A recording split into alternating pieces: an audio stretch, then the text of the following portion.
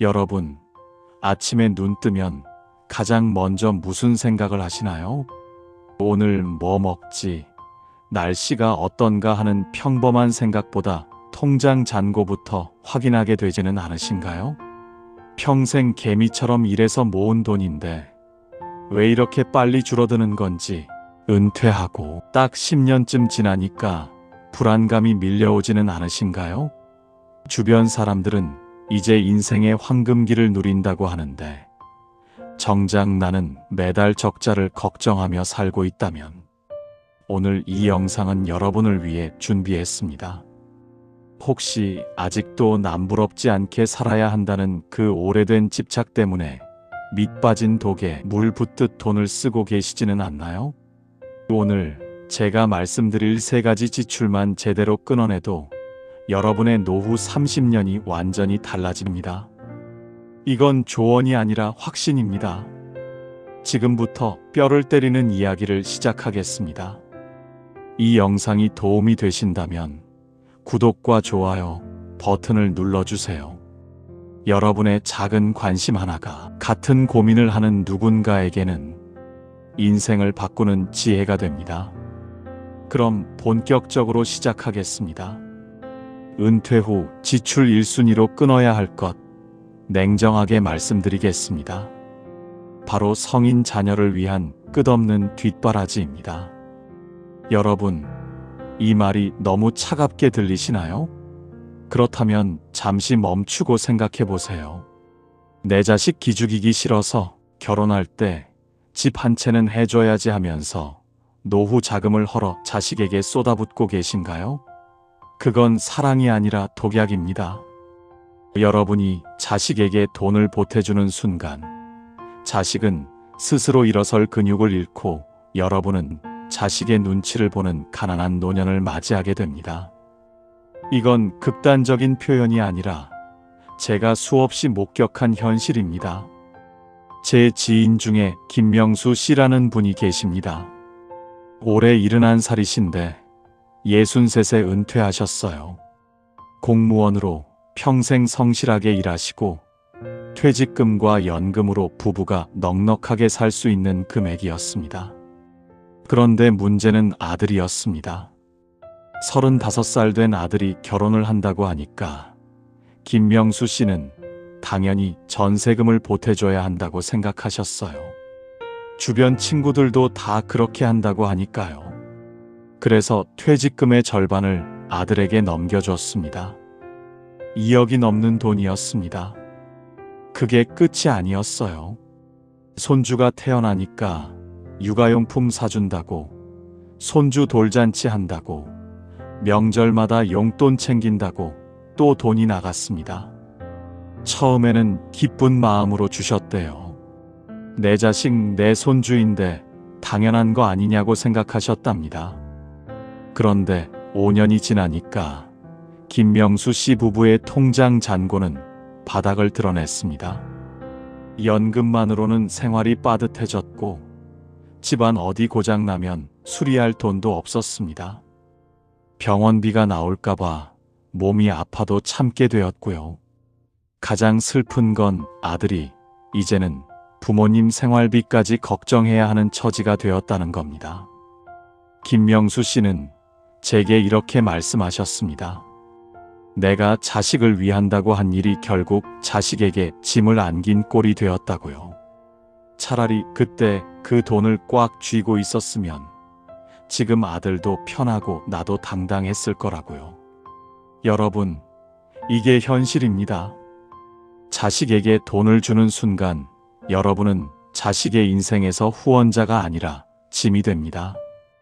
자식이 여러분을 존경하는 게 아니라 불쌍히 여기게 만드는 겁니다. 그게 정말 여러분이 원하시는 노년의 모습인가요? 자식은 이제 남입니다. 이미 다 큰 자식의 인생을 여러분이 책임지려 하지 마세요. 여러분이 가난해지면 나중에 자식에게는 그게 더 큰 짐이 된다는 사실을 왜 모르시나요? 자식이 스스로 헤쳐나가게 내버려두는 것, 그게 진짜 사랑입니다. 돈을 주는 게 사랑이 아니라 돈을 주지 않고 버틸 수 있는 힘을 갖게 하는 게 사랑입니다. 여러분 중에는 이렇게 반박하실 분도 계실 겁니다. 요즘 젊은 사람들 힘든 거 모르냐?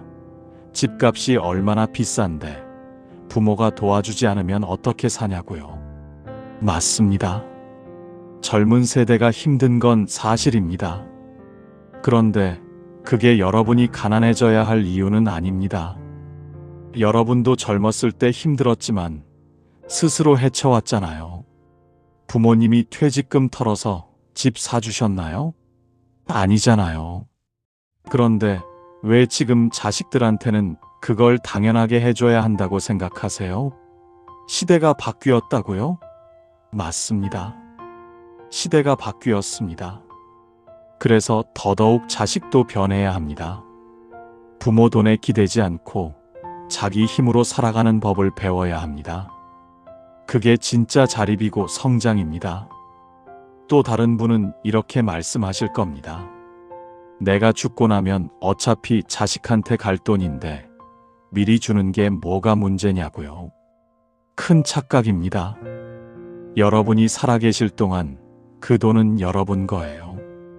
여러분이 아프거나 도움이 필요할 때 쓰라고 있는 돈입니다. 자식이 지금 당장 집을 사든 말든 그건 자식 인생이고 여러분은 여러분 인생을 지켜야 합니다. 미리 주면 나중에 여러분이 진짜 돈이 필요할 때 자식에게 손 벌려야 하는 비참한 상황이 옵니다. 그때 자식이 선뜻 도와줄까요? 일부는 도와주겠죠. 하지만 일부는 외면합니다. 이미 받을 걸 다 받았다고 생각하니까요. 그게 인간의 본성입니다. 냉정하게 들리시나요? 이게 현실입니다. 자식을 위한 지출을 끊으려면 먼저 마음의 독립을 해야 합니다. 내 자식이 불쌍하다는 생각, 내가 도와주지 않으면 안 된다는 죄책감, 그걸 먼저 버리세요. 자식은 여러분보다 젊고 시간이 많고 가능성이 많습니다. 여러분이 도와주지 않아도 살아갈 힘이 있습니다. 오히려 여러분이 도와주지 않을 때 자식은 더 강해집니다. 제발 자식의 성장 기회를 빼앗지 마세요. 여러분의 노후 자금을 지키는 것이 자식을 위하는 길입니다. 이 사실을 가슴 깊이 새기세요. 지금부터는 두 번째로 끊어야 할 지출에 대해 말씀드리겠습니다. 바로 남에게 보여주기 위한 가짜 지출입니다. 여러분, 동창회 가서 술값 한 번 더 내고 무리해서 좋은 차 타고 경조사비 아까워하면서도 남들 눈 의식해서 넉넉히 넣으시나요? 그거 다 부질없는 짓입니다. 은퇴 후의 품격은 지갑의 두께가 아니라 내면의 단단함에서 나옵니다. 남들이 나를 어떻게 보는지에 목숨 거는 순간 여러분의 통장 잔고는 폭삭 무너집니다. 박영희 씨라는 분을 소개하겠습니다. 올해 68살이신 여성분입니다. 남편과 사별하시고 혼자 사십니다. 은퇴 전에는 중소기업 사무직으로 일하셨고 퇴직금과 국민연금으로 생활하고 계세요. 박영희 씨는 평생 체면을 중요하게 생각하며 사셨습니다. 친구들 사이에서 인색하다는 소리 듣기 싫어서 항상 먼저 지갑을 여셨고 명절 때마다 조카들 용돈도 남들보다 많이 주셨어요. 동창회 가면 2차, 3차 비용까지 선뜻 내셨습니다. 옷도 백화점에서만 사셨고 가방도 명품은 아니어도 그럴듯한 브랜드를 들고 다녔습니다. 왜냐하면 남들이 자기를 가난하게 보면 안 된다고 생각하셨거든요. 그런데 3년 전쯤부터 박영희 씨는 무릎이 안 좋아지기 시작했습니다. 병원에 가니 인공관절 수술을 해야 한다고 했어요. 수술비가 1,000만 원 가까이 나온다고 했습니다.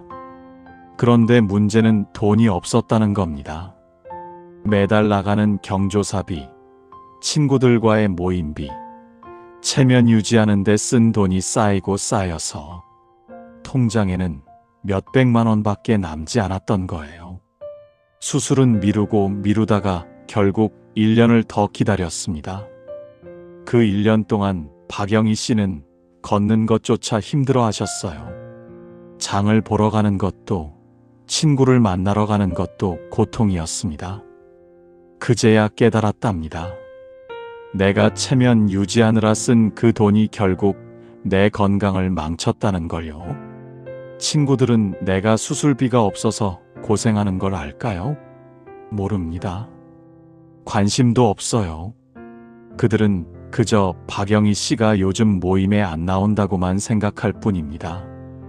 박영희 씨는 이제 모든 걸 바꾸셨습니다. 동창회는 1년에 한두 번만 나가고 술값도 절대 먼저 내지 않습니다. 경조사비는 최소한으로만 하고 명품 가방은 다 정리했습니다. 옷은 마트에서 사고 신발도 편한 걸로만 신습니다. 그랬더니 통장 잔고가 조금씩 늘기 시작했고 마음도 편해졌답니다. 제일 중요한 건 이제 아프면 주저없이 병원에 갈 수 있게 되었다는 겁니다. 박영희 씨는 제게 이렇게 말씀하셨어요. 남들 눈치 보느라 산 인생이 얼마나 허무한지 이제야 알았다고요. 진짜 품격은 명품 가방이 아니라 내 건강을 지킬 수 있는 돈이 있는 거라고요. 여러분, 남에게 보여주기 위한 지출은 중독입니다. 한 번 시작하면 끊기가 어렵습니다. 왜냐하면 체면이라는 건 끝이 없거든요. 친구가 좋은 옷 입고 나오면 나도 그만큼 입어야 하고, 누가 좋은 식당 갔다 하면 나도 가야 하고, 이게 반복되면서 통장은 텅텅 비어갑니다. 그런데 정작 그 친구들이 여러분이 힘들 때 도와주나요? 절대 안 도와줍니다. 오히려 뒤에서 수군거립니다. 제 요새 형편이 안 좋은가 봐 이러면서요. 그게 인간관계의 민낯입니다. 은퇴 후에는 관계를 정리해야 합니다. 나를 진심으로 아끼는 사람과 그저 내 지갑만 반기는 사람을 구분해야 합니다. 동창회에서 술값 내는 사람은 호구 취급받습니다. 경조사비 많이 내는 사람은 ATM 취급받습니다. 여러분이 돈 없어지면 그 사람들 다 떠납니다. 그게 현실입니다. 지금 당장 여러분 주변 사람들을 한번 생각해 보세요.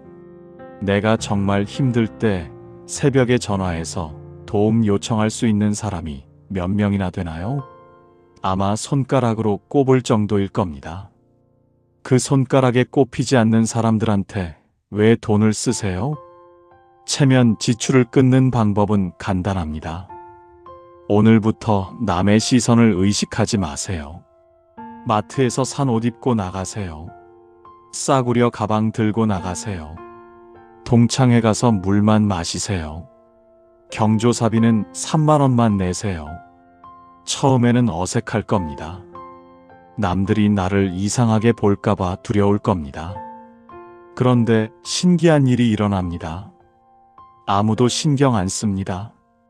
다들 자기 일로 바빠서 남이 뭐 입고 뭐 쓰는지 관심도 없어요. 관심 있는 척하는 사람들은 그저 비교하고 우월감 느끼려고 하는 사람들입니다. 그런 사람들한테 에너지 낭비하지 마세요. 나를 존중하지 않는 사람들에게 대접받으려 쓰던 돈을 이제는 오로지 나의 건강과 나의 평온을 위해 쓰세요. 낡은 옷을 입어도 눈빛이 살아있는 노인이 진짜 부자입니다. 명품 걸치고도 눈빛이 불안한 노인은 가난한 사람입니다. 여러분은 어떤 노인이 되고 싶으세요? 겉으로 화려해 보이지만 속은 텅 빈 노인이 되고 싶으세요? 아니면 겉은 소박해 보여도 속은 단단한 노인이 되고 싶으세요? 선택은 여러분 몫입니다. 이제 세 번째로 끊어야 할 지출에 대해 말씀드리겠습니다. 바로 불안함을 달래려 하는 묻지마 투자입니다. 노후 자금이 줄어드니 마음이 급해서 누가 좋다더라 하는 주식이나 코인, 혹은 수익형 부동산에 덜컥 돈을 넣으시나요? 공부하지 않고 남의 말만 듣고 하는 투자는 지출이 아니라 버리는 돈입니다. 사기꾼들은 여러분의 그 절박한 마음을 가장 먼저 알아챕니다. 정철수 씨라는 분의 이야기를 들려드리겠습니다. 올해 70살이신 남성분입니다. 5년 전에 은퇴하셨고 퇴직금 3억과 연금으로 생활하고 계셨어요. 처음 2년은 괜찮았습니다. 그런데 3년 차부터 불안해지기 시작했습니다. 통장 잔고가 조금씩 줄어드는 게 보이니까 이대로는 안 되겠다 싶었던 거죠. 그때 동네 경로당에서 만난 지인이 한 가지 투자를 소개했습니다. 월 배당형 펀드라고 했어요. 매달 일정 금액이 들어온다고 했습니다. 위험성은 거의 없고 은행 이자보다 훨씬 낫다고 했습니다. 정철수 씨는 고민하다가 결국 1억을 넣었습니다. 처음 6개월은 정말로 배당금이 들어왔어요. 매달 50만 원씩 통장에 찍혔습니다. 정철수 씨는 기뻤습니다. 이거다 싶었죠. 그래서 나머지 돈 1억을 더 넣었습니다. 총 2억이 그 펀드로 들어갔습니다. 그런데 1년쯤 지나니까 배당이 끊겼습니다. 펀드 회사에 연락했더니 시장 상황이 안 좋아서 일시적으로 중단되었다고 했어요.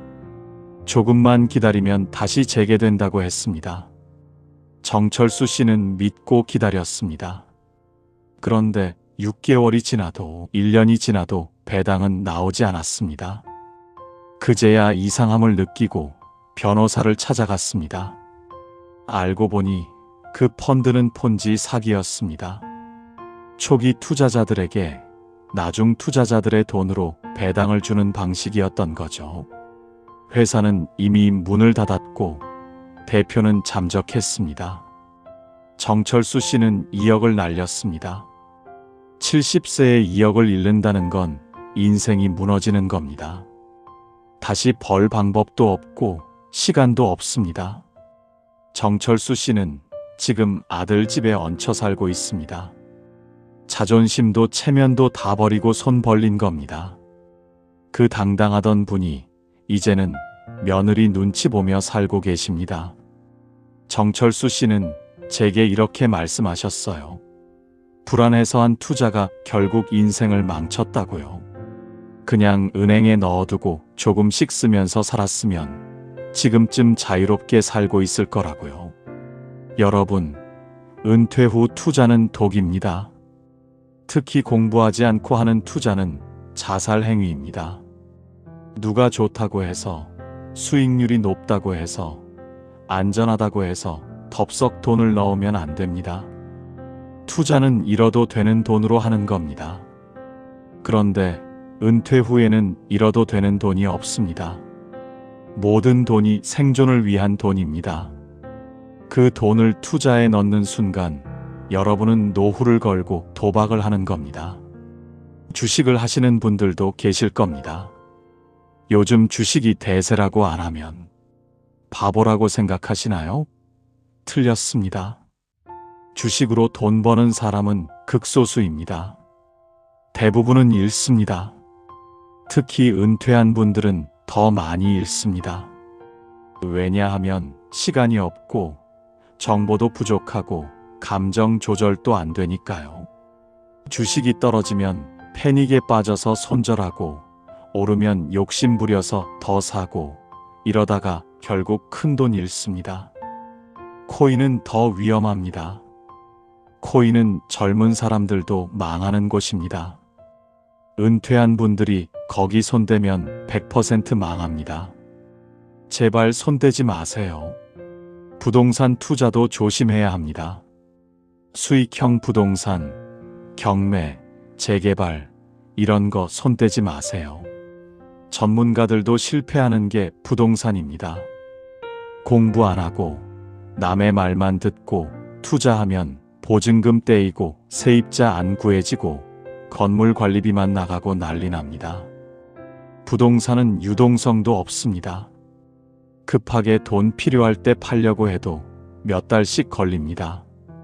그 사이에 급한 일 생기면 어떻게 할 건가요?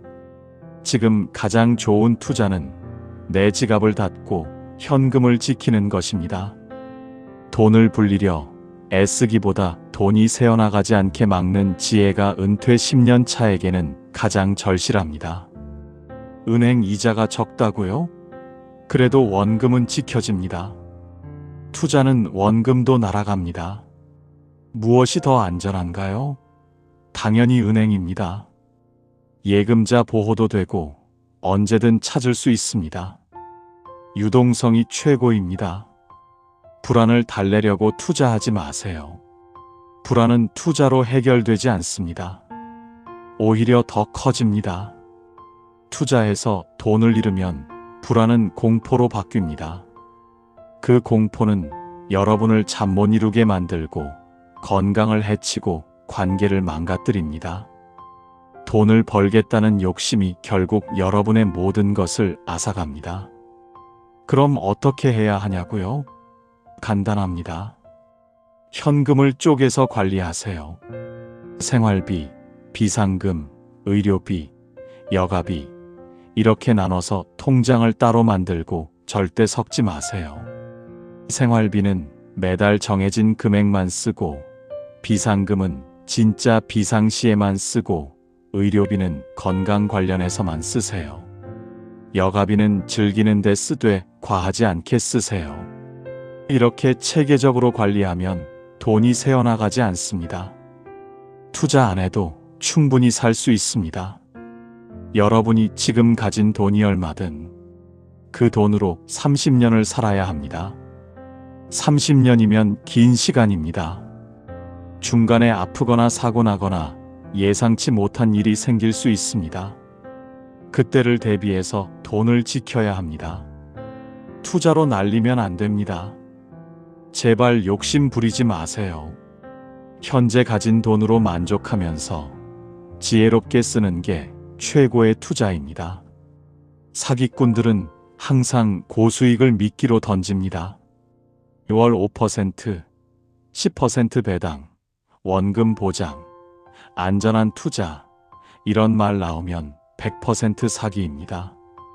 세상에 안전하면서 고수익인 투자는 없습니다.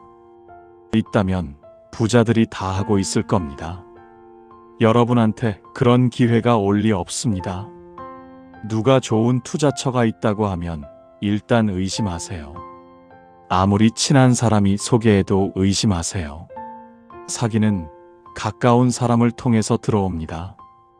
그게 수법입니다.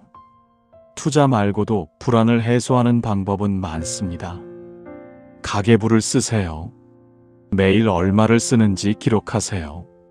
그러면 돈이 어디로 새는지 보입니다. 새는 곳을 막으면 불안이 줄어듭니다. 또 미래를 계획하세요. 내년에는 얼마를 쓸 건지, 5년 후에는 얼마가 남을 건지 계산해 보세요. 계획이 있으면 불안이 줄어듭니다. 그리고 건강을 챙기세요. 건강하면 의료비가 줄어들고 돈이 남습니다. 운동하고 잘 먹고 잘 자면 불안도 사라집니다. 투자로 돈을 불리겠다는 생각을 버리세요. 그 생각이 여러분을 망칩니다. 지금 가진 돈으로 충분합니다. 욕심 부리지 말고 감사하면서 사세요. 그게 노후를 지키는 최선의 방법입니다. 지금까지 3가지 지출에 대해 말씀드렸습니다. 성인 자녀를 위한 뒷바라지, 남에게 보여주기 위한 가짜 지출, 불안함을 달래려는 묻지마 투자. 이 3가지만 끊어도 여러분의 노후는 완전히 달라집니다. 이건 조언이 아니라 확신입니다. 제가 수없이 본 사례들이 증명합니다. 여러분, 은퇴 후 10년은 인생의 끝자락이 아니라 진짜 나를 만나는 시작점입니다. 자식 눈치, 남의 눈치 보며 돈 쓰던 세월은 이제 졸업하세요. 오늘 당장 가계부를 펴고 내가 불안 때문에 쓰고 있는 돈이 무엇인지 찾아내 끊어내세요. 지갑이 가벼워져야 마음이 가벼워지고 마음이 가벼워져야 비로소 노년의 평화가 찾아옵니다. 돈을 지키는 건 인색함이 아니라 지혜입니다. 여러분이 지금 돈을 아끼는 건 나중에 정말 필요할 때 쓰기 위함입니다. 자식이 아프거나 손주가 어려울 때 진짜 도와줄 수 있는 힘을 남겨두는 겁니다. 지금 다 퍼주면 나중에는 도와줄 힘도 없어집니다. 그게 진짜 불효입니다. 체면을 버리는 건 자존심을 버리는 게 아니라 가짜 자존심을 버리는 겁니다. 진짜 자존심은 내가 나를 얼마나 존중하느냐입니다. 남이 나를 어떻게 보느냐가 아닙니다. 남의 시선에 휘둘리지 않고 내 길을 가는 사람이 진짜 당당한 사람입니다. 투자를 안 하는 건 소극적인 게 아니라 현명한 겁니다. 은퇴 후에는 공격보다 수비가 중요합니다. 돈을 벌려고 하기보다 돈을 지키려고 해야 합니다. 수비만 잘해도 30년은 거뜬합니다. 공격했다가 실패하면 회복할 시간이 없습니다. 오늘 제 이야기가 아프게 들렸다면 그만큼 여러분의 노후가 위태롭다는 신호입니다. 지금이라도 늦지 않았습니다. 자식에게서 독립하고 체면에서 자유로워지고 투자 욕심을 버리세요. 그러면 여러분의 노후는 평온해집니다. 돈이 많아서 행복한 게 아닙니다. 돈 걱정 없이 사는 게 행복입니다. 돈 걱정 없으려면 많이 벌 필요 없습니다. 적게 쓰면 됩니다. 적게 쓰려면 욕심을 버려야 합니다. 욕심을 버리면 마음이 편해집니다. 마음이 편하면 건강해집니다. 건강하면 의료비가 줄어듭니다. 의료비가 줄면 돈이 남습니다. 돈이 남으면 여유가 생깁니다. 여유가 생기면 진짜 하고 싶은 일을 할 수 있습니다. 이게 선순환입니다. 여러분의 남은 인생 30년이 돈 때문에 비참해지지 않기를, 오직 여러분 자신을 위해 찬란하게 빛나기를 현자 철학당이 진심으로 응원하겠습니다. 오늘부터 시작하세요. 작은 실천 하나가 큰 변화를 만듭니다. 자식에게 주려던 돈 한 푼을 내 건강을 위해 쓰세요. 친구에게 대접하려던 밥값을 내 책 한 권 사는데 쓰세요. 투자하려던 돈을 그냥 통장에 놔두세요. 이 작은 실천들이 모이면 여러분의 노후는 완전히 달라집니다. 마지막으로 한 가지만 더 말씀드리겠습니다. 돈을 쓸 때마다 자문해 보세요. 이 돈이 진짜 나를 위한 돈인가, 아니면 누군가를 의식해서 쓰는 돈인가? 나를 위한 돈이라면 쓰세요. 남을 의식한 돈이라면 멈추세요. 이 질문 하나면 됩니다. 간단하지만 강력합니다. 이 질문을 매번 하면 여러분의 지출 패턴이 완전히 바뀝니다. 여러분은 충분히 열심히 사셨습니다. 이제는 여러분을 위해 사세요. 더 이상 누구를 위해 희생하지 마세요. 자식도 아니고 친구도 아니고 체면도 아닙니다. 오직 여러분 자신만을 위해 사세요. 그게 여러분이 누릴 자격이 있는 삶입니다. 오늘 이야기가 정신이 번쩍 드셨다면 구독과 좋아요 부탁드립니다. 여러분의 작은 관심이 누군가의 무너진 노후를 살리는 큰 지혜가 됩니다. 댓글로 여러분이 은퇴 후 가장 먼저 줄인 지출은 무엇인지 들려주세요. 함께 나누며 지혜를 모아봅시다. 다른 분들의 경험도 여러분에게 큰 도움이 될 겁니다. 우리는 혼자가 아닙니다. 함께 지혜를 나누며 더 나은 노후를 만들어 갑시다. 고맙습니다.